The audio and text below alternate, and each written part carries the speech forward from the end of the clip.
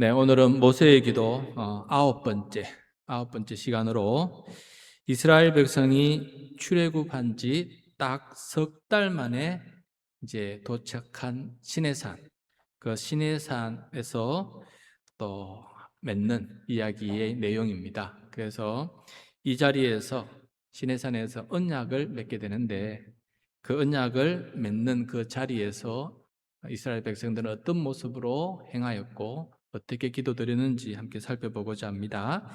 여러분, 오늘 우리가 도착한 이 시내산은 모세가 처음으로 호렙산이라고 하죠. 지금은 시내산이라고 나오지만 과거에는 호렙산이라고 하지 않았습니까? 양떼를 돌보다가 애굽 땅에서 피난처 나와서 양떼를 돌보다가 그게 한 40년이 흘렀지요. 애굽에서 40년, 또 미디안 광야에서 40년, 나이 80에 하나님께서 부르셨어요. 그 호렙산에서 가시떨기 나무에서 하나님께서 부르시면서 너는 가서 애굽 땅에서 내 백성을 이끌어내서 바로 이곳에서 이 산에서 하나님을 섬기게 하라, 하나님을 예배하게 하라, 이렇게 출애굽기 3장 12절에서 하나님께서 명령하셨거든요. 오늘 본문은 바로 그 약속이 성취되는 순간이기도 합니다. 그래서 하나님의 약속대로 이 백성을 이끌어내어서 이 시내산에서 하나님을 예배하게 되었으니 얼마나 하나님께서도 기뻐하시고 모세도 감격하는 그런 장면이 되겠습니까? 지금까지의 여정만 해도 이 자리에 오기 힘들었어요.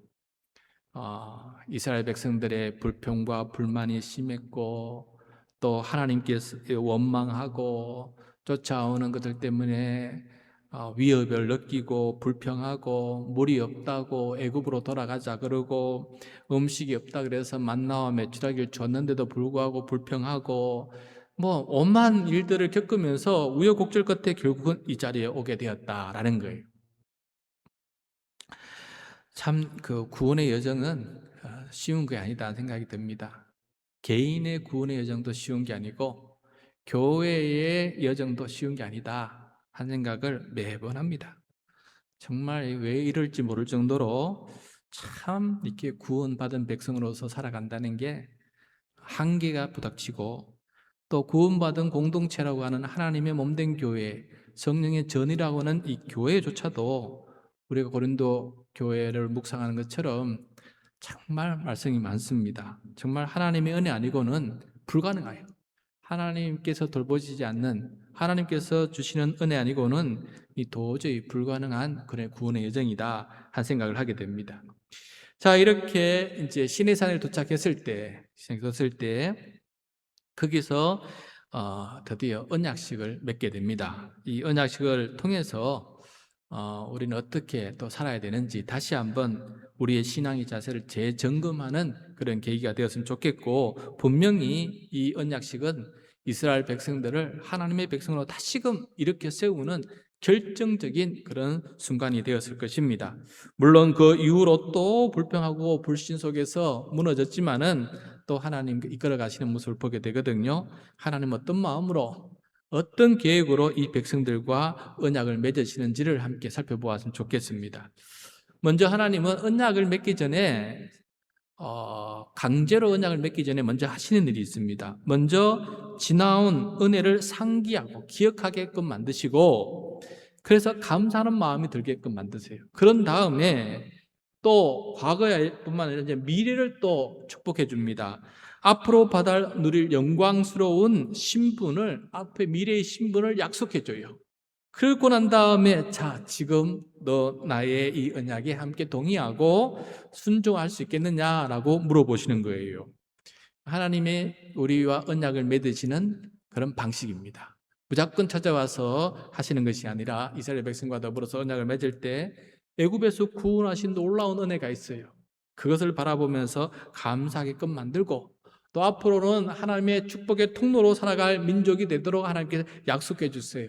그 미래의 약속을 마음속에 품고, 그러고 난 다음에 살만한 가치가 있구나, 내가 살아온 것도 값지고 앞으로 살 것도 값지구나 하나님 앞에. 그리고 난 다음에 이 언약을 그래요 맞습니다. 나 앞으로 그렇게 값진 인생을 살겠습니다 하면서 그 언약에 동의를 하는 결단을 하는 모습을 오늘 보게 됩니다. 그래서 여러분 우리도 마찬가지입니다. 이 하나님께서 하시는 일에 함께 동참했으면 좋겠어요. 먼저 하나님은 언약을 이미 베푸신 은혜 위에다가 세우십니다. 하나님은 우리를 그저 부르시는 것이 아니고 또 사명을 주시는 것이 아니고 그저 직분을 주시는 것이 아닙니다. 하나님께서 베풀어 주신 그 은혜 위에 우리에게 여러 가지 사명도 주시고 또 가정과 일터도 주시고 또 그 위에서 하나님의 직분을 감당할 수 있도록 교회의 직분도 주시고 이 모든 일을 하십니다. 무작정 하시지는 않습니다. 왜냐하면 받을 자격이 없고 또 줘도 받을 수 없기 때문에 하나님은 그렇게 하지 않습니다. 그래서 먼저 하나님께서 베풀어 주신 은혜를 기억하면서 감사하게 만들지요. 4절 말씀입니다. 4절 같이 읽겠습니다. 너희는 내가 이집트 사람에게 한 일을 보았고 또 어미 독수리가 그 날개로 새끼를 업어 나르듯이 내가 너희를 인도하여 나에게로 데려온 것도 보았다. 하나님께서 이집트 사람에게 10가지 재앙을 내리고 그들이 제발 떠나달라고 하게끔 만든 그 모든 하나님의 역사를 그들이 보았어요. 그리고 어미 독수리가 그 날개로 새끼를 업어 나르듯이 정말 그 홍해도 가르시고 또 물 없어 하는 사람에도 물도 주시고 하나님께서 그냥말로 업어서 나르셨다 해도 과언이 아닐 정도로 자기 힘으로 가지 않고 거의 결정적인 모든 것들은 하나님께서 하신 것을 보게 돼요. 자, 이런 하나님께서 이렇게 조건을 먼저 제시하는 분이 아니라 내가 너희를 이렇게 구원해주고 돌보아주고 인도해 주었으니 그 은혜를 기억했으면 좋겠다라고 먼저 하나님께서 물으시는 겁니다. 여러분, 신앙의 모든 순종과 기도는 나를 죄에서 건져주신 하나님의 선행된 은혜를 기억하는 데서부터 출발합니다. 은혜를 아는 자만이 참된 순종의 자리에 나아갈 수가 있어요. 그런데 은혜를 모르는 자는 순종하지 못합니다. 그래서 하나님은 먼저 은혜를 기억하라. 내가 그동안 해온 모든 일들을 생각하고 내가 어떤 하나님인지를 먼저 생각하고 감사하는 사람 되었으면 좋겠다. 그다음에 둘째, 하나님은 언약을 지키는 자에게 주실 찬란한 신분을 또 약속해 주십니다. 그저 너를 쓰다가 버릴 그런 하나님이 아니다. 정션 버렸다가 쓸모없는 하찮은 존재로 내던져버릴 그런 하나님으로서 내가 너에게 언약을 맺자고 하는 것이 아니다라는 것을 말씀해 주고 있어요. 그럼 하나님은 어떤 놀라운 계획을 가지고 계시는지 3가지 놀라운 미래의 신분을 그들에게 제시합니다. 5절과 6절입니다. 시작. 이제 너희가 정말로 나의 말을 듣고 내가 세워준 언약을 지키면 너희는 모든 민족 가운데서 나의 보물이 될 것이다. 온 세상이 다 나의 것이다. 그러므로 너희는 내가 선택한 백성이 되고 너희의 나라는 나를 섬기는 제사장 나라가 되고 너희는 거룩한 민족이 될 것이다. 너는 이 말을 이스라엘 자손에게 일러 주어라. 자, 하나님은 언약을 지키면 첫 번째로 약속하신 신분은 하나님의 보물 같은 존재가 된다는 것입니다. 하나님의 보물. 이건 단순히 물건이 아니라 왕이 숨겨둔 가장 귀한 보물을 가리키는 단어거든요. 그러니까 우주 만물을 지으신 하나님께서 우리를 가장 귀한 보물로 이렇게 여겨주시고 그 보물로 선택해 주셨다는 겁니다. 하나님의 눈에는 우리가 보물 같은 존재입니다.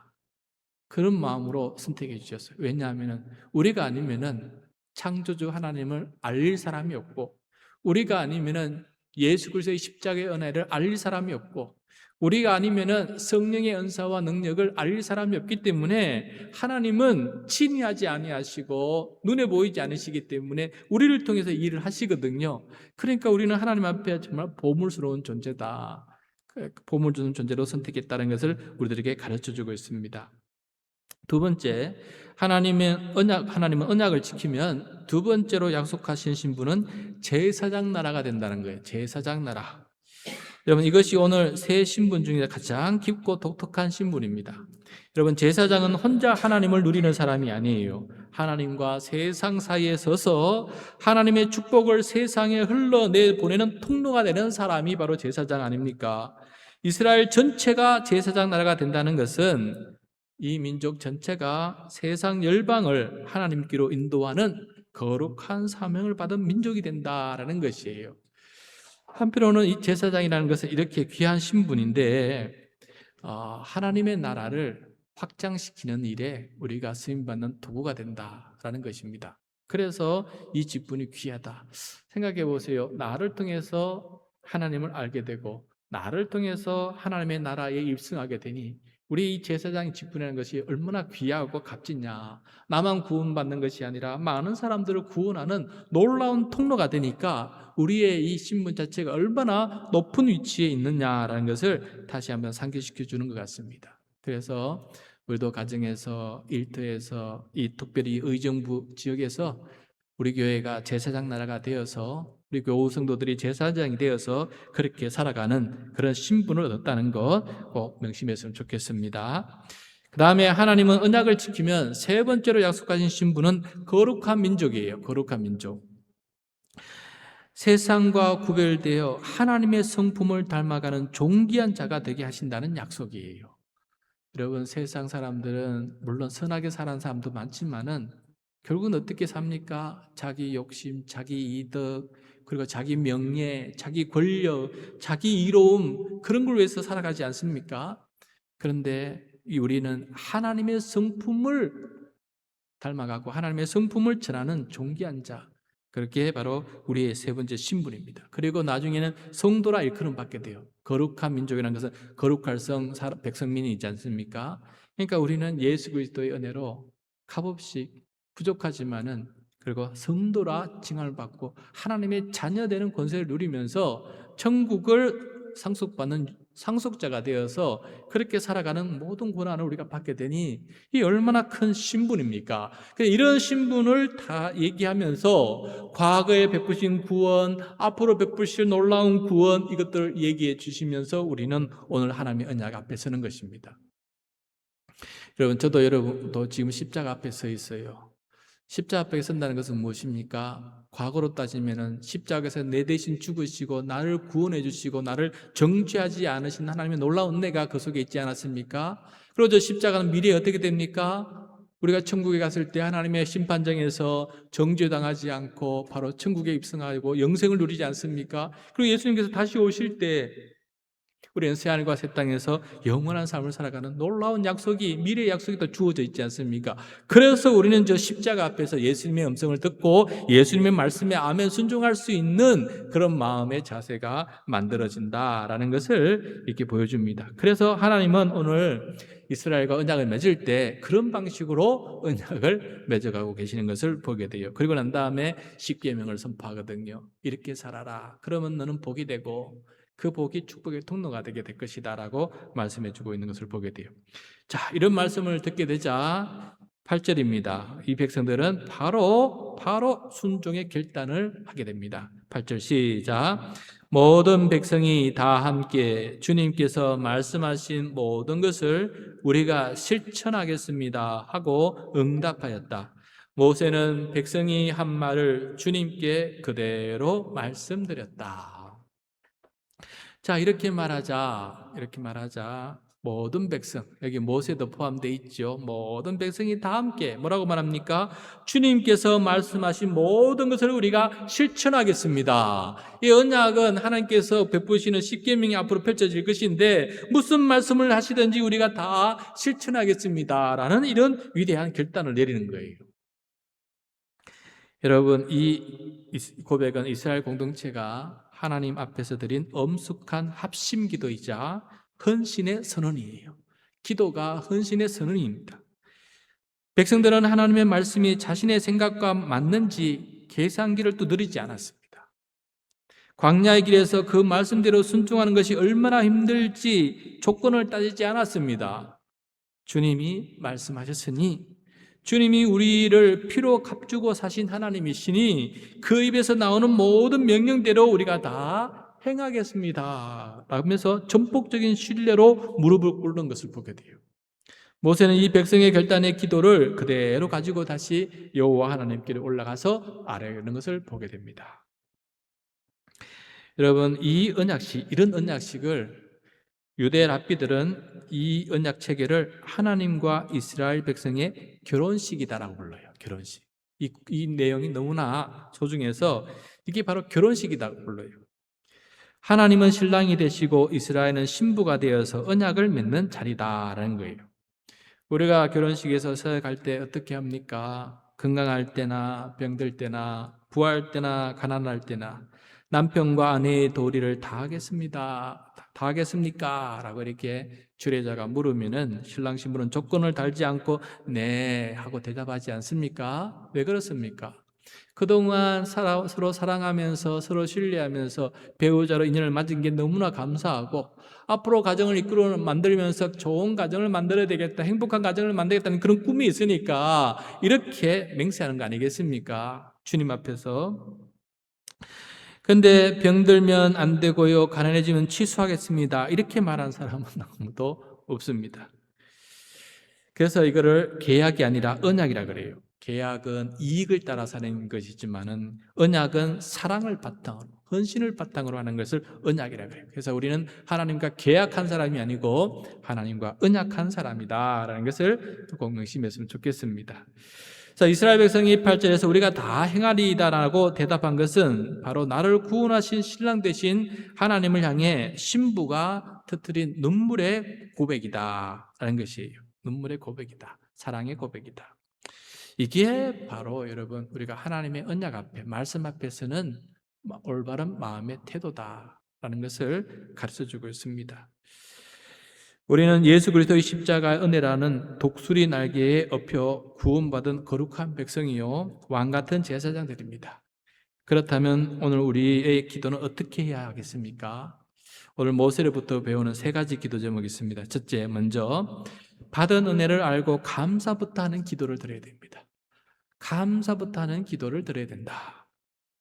가장 먼저는 자격 없는 나를 선택하여 주시고 죄 중에 빠진 나를 구원하여 주시고 형편없는 나를 보물로 삼아 주신 하나님의 사랑과 은혜에 감사하고 또 감사를 드리는 것이 먼저 기도의 내용이다. 말씀 앞에 설 때마다 우리는 먼저 감사합니다라는 고백이 있을 때 그때 말씀을 경청할 수 있는 마음의 자세가 된다는 거예요. 그 다음에 2번째 기도는 계산하는 순종을 내려놓으시기 바랍니다. 계산하는 순종. 이렇게 하면은 안 되는데, 저렇게 하면 되는데, 그래서 이거 하면 좋아서 순종하고 저거는 힘들어서 순종 못 하겠습니다. 하나님이 이번 문제를 해결해 주시면 순종하겠습니다. 이 복을 주시면 그때 내가 약속한 거 하나님 말씀대로 다 헌신하겠습니다. 근데 지금은 내가 부족하고 지금은 내가 힘들고 지금 내가 쪼달리고 지금은 내가 없어서 하나님 앞에 모든 것 다 못하고 일단 내 삶부터 챙겨야 되겠습니다. 이렇게 하는 삶의 모습으로 바뀌지 않습니까? 그래서 오늘 이스라엘 백성처럼 은혜가 먼저 있지 않고 조건이 먼저 있으면 우리 이스라엘 백성들의 그 고백을 따라갈 수가 없습니다. 은혜가 먼저 있어야 되고 조건은 없어야 이런 순종의 길을 갈 수 있는 사람이 되는 것이다 라는 것입니다. 그 다음에 기도의 마무리는 언제나 순종의 결단이어야 합니다. 기도의 마무리는 순종의 결단. 우리가 하나님, 기도는 내 뜻을 하나님에 관철해내는 시간이 아니라 하나님의 뜻 앞에 내 고집과 자아를 꺾는 시간이 기도다라는 것을 우리가 계속해서 배우고 있습니다. 골방에서 간절히 부르짖었다면, 예배당에서 뜨겁게 기도했다면 삶의 자리로 나아갈 때에 주님 말씀하신 대로 살겠습니다라는 결단의 문을 열고 나아가야 되는 것입니다. 그게 바로 오늘 말씀에서 배우는 말씀 앞에서 우리가 해야 될 올바른 기도의 모습이라는 것이에요. 결단의 기도가 없으면은 나는 내 뜻대로 살겠습니다라고 하는 그런 방식의 기도가 되는 것이지요. 우리가 예배 시간에 마지막에 원래부터 제가 결단의 기도를 넣었습니다. 그 이유 중에 하나는 그냥 듣고 자꾸 잊어버리니까 이 말씀을 내 삶 속에 어떻게 그러면은 적용할 수 있을까? 적용해서 내가 어떻게 살겠습니다라고 결단을 할 수 있을까? 그런 시간을 부여하기 위해서 결단의 시간을 넣었고요. 또 그것이 그런 결단이 있을 때 목장 모임 시간에 우리가 나눌 때 나에게 다가온 말씀을 나눌 때 좀 더 내 삶과 연결된 그런 나눔이 있을 수 있기 때문에 그런 시간을 넣었습니다. 여러분, 우리가 매일 묵상하고 또 여러분 우리가 매일 말씀을 듣고 나누어도 결단이 없으면은 결국은 제자리에 맴도는 것 같이 다람쥐 쳇바퀴 도는 것 같이 변화가 없는 삶을 살아갈 수밖에 없으니 그래서 결단이 우리 속에 있어야 돼요. 그리고 마지막으로 드려야 될 기도는 무엇이냐 하면은 내 힘이 아닌 하나님의 은혜로 실천하게 해달라고 구해야 됩니다. 여러분, 오늘 이 말씀 이후에 보면 아시겠지만 다음 주 수요일에 우리가 배울 텐데 말씀을 하나님께서 율법을 쭉 33장까지 말씀하세요. 그런 다음에 34장에 어떤 일이 벌어지느냐? 불행하게도 그들이 금송아지 우상을 만들어서 숭배하는 일이 벌어져요. 그 즉시 언약을 깨뜨리는 모습을 우리가 보게 됩니다. 왜? 이유가 뭡니까? 모세가 40일 동안 산에 올라가서 안 내려왔다는 거예요. 기다리다 지쳐가지고 저희들 마음대로 이렇게 일을 저질러 버리는 것을 보게 돼요. 그래서 여러분, 우리가 하나님의 결단을 드릴 때 항상 기도해야 될 것이 무엇이냐? 하나님 말씀대로 살고 싶은데 또 저는 어려운 현실을 부닥치고 현실에 들어가면은 힘이 다 빠지고 두려움과 염려, 근심, 걱정 가운데 빠져서 그거 말씀 못하는 무력한 존재로 우리가 빠지고 맙니다. 그래서 십자가의 능력과 성령의 능력이 삶의 현장에서도 효력이 나타나게 해주시고 그래서 내가 정말 하나님의 언약에 순응하는 사람 되게 도와주십시오. 그렇지 않으면 이스라엘 백성처럼 불순종해서 결국 멸망하는 것처럼 내 영혼이 하나님 앞에 그렇게 춘천받지 못할 삶으로 살아갈 수밖에 없습니다. 그러므로 여러분, 마지막 기도는 우리의 현실을 알아야 됩니다. 순종을 결단했지만은 마귀의 유혹과 사탄의 유혹 앞에 무너지지 않게 해주시고 세상 염려, 근심, 걱정에 무너지지 않게 도와주시고 그래서 30배, 60배, 100배 열매가 맺힐 수 있도록 도와주십시오. 그 우리가 말씀의 씨를 뿌렸던 땅 비유 기억나지 않습니까? 길가에 뿌린 거, 그다음에 가시덤불 위에 뿌렸던 거, 돌 위에 뿌린 거, 이런 것들 다 결심 못 맞고 나중에는 옥도에 뿌린 것만 열매를 맺지 않습니까? 그것처럼 우리의 삶은 현실의 수만 가지 어려움과 염려, 근심, 걱정 가운데 말씀을 실천하지 못하는 상황에 살아가고 있어요. 그래서 그때마다 하나님 조금씩이라도 순종하게 해주십시오. 100% 못해도 지금은 10% 순종하고 또 다음에 20% 순종하고 다음에 30% 순종하면서 그 순종의 덩이를 한꺼번에 못하면 조금씩이라도 하게 해주십시오. 그렇게 기도하면서 나갈 때 하나님 우리를 긍휼히 여겨주시고 그래 네가 참 네 형편을 잘 알고 네 실존을 잘 아는구나 내가 도와주겠노라 라고 이렇게 하나님께서 하시면서 우리를 독수리가 새끼를 안고 갔듯이 우리를 그렇게 할 수 있도록 도와주실 줄로 믿습니다. 그래서 오늘 말씀대로 살겠습니다. 이 고백이 정말 사람대로 살 수 있는 그런 고백이 될 수 있도록 우리가 우리의 삶의 기도의 지경을 넓혀가야 되겠습니다. 그래서 오늘 제가 기도 제목을 언약 앞에서 기도라고 제목을 지어봤습니다. 첫 번째, 먼저 지나온 은혜를 기억하며 감사하게 하소서. 둘째, 장차 누릴 영광스러운 신분을 소망하게 하소서. 그리고 계산하지 않고 자발적으로 순종을 결단하게 하소서. 이것이 바로 하나님의 언약, 하나님의 말씀 앞에 서는 우리들의 기도다라는 것을 다시 한번 기억하며 이 밤에 이 기도로 승리하는 우리 모두가 되시기를 축복합니다.